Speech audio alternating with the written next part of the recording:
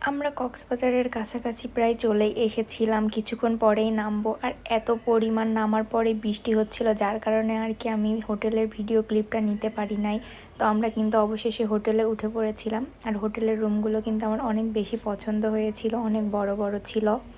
তো আমরা এখানে তো বসেছিলাম একটু, এরপরে ফ্রেশ হয়ে নিব, যেহেতু আমাদের সারাদিন কোনো কিছু খাওয়া হয় নাই, দুপুরের খাওয়াটা খেতে হবে। তো আমি ফার্স্টেই শাওয়ার নিয়ে নিয়েছিলাম, তারপরে আপনাদের সঙ্গে একটু আমি রুমগুলো শেয়ার করব। তো দেখুন, এটা আমাদের সাইডের একটা রুম ছিল, এটা হচ্ছে কমন রুম। তো আমরা যেই রুমটাই থাকবো সেই রুমটা কিন্তু অনেক বেশি বড় ছিল। তো আমরা সবাই কিন্তু ছিলাম, আর আমার বাচ্চা তো সবসময় লাফালাফির ওপরেই থাকে।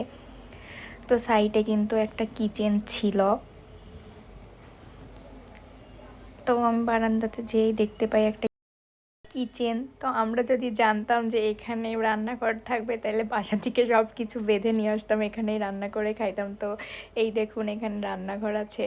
তো আমি এটাই একটু ঘুরে ঘুরে দেখতেছিলাম আমার জামাইয়ের সঙ্গে। তো আমি একটু বেসিনের সামনে যেয়ে ঢং করছিলাম, তারপরে আমরা নিচে নেমে গেলাম, যেহেতু আমরা খাই নাই কিছুই। তো আমরা খাবার অর্ডার দিয়েছিলাম, মাছ অর্ডার দিয়েছিলাম, কোরাল মাছ, সালাদ, ভাজি, আর আমার জন্য চিংড়ি মাছ। আমি তো ওই মাছটা খাই নাই, কারণ আমি চিংড়ি মাছ অনেক বেশি পছন্দ করি। তারপর আমি একটু রেগে গিয়েছিলাম, আপনাদের ভাইয়ার ওপরে মুখের লুকটা দেখলেই বুঝতে পারবেন। আমরা সবাই বিচের দিকে যাচ্ছিলাম, তো একটা এক্সাইটেড কাজ করছিল অনেক বেশি আমার।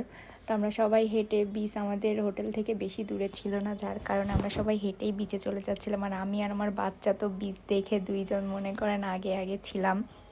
আমার বাচ্চা কিন্তু অনেক বেশি হ্যাপি হয়েছে এই সমুদ্র দেখে। আমার বোন, দোলা ভাই, আমরা সবাই গিয়েছিলাম, আর অনেক অনেক বেশি মজা করেছি। আমরা দুইজন তো হাত ধরে প্রায় নেমেই গিয়েছিলাম অনেক পানির ভেতরে, আর এত পরিমাণ মজা করেছি তো কি বল।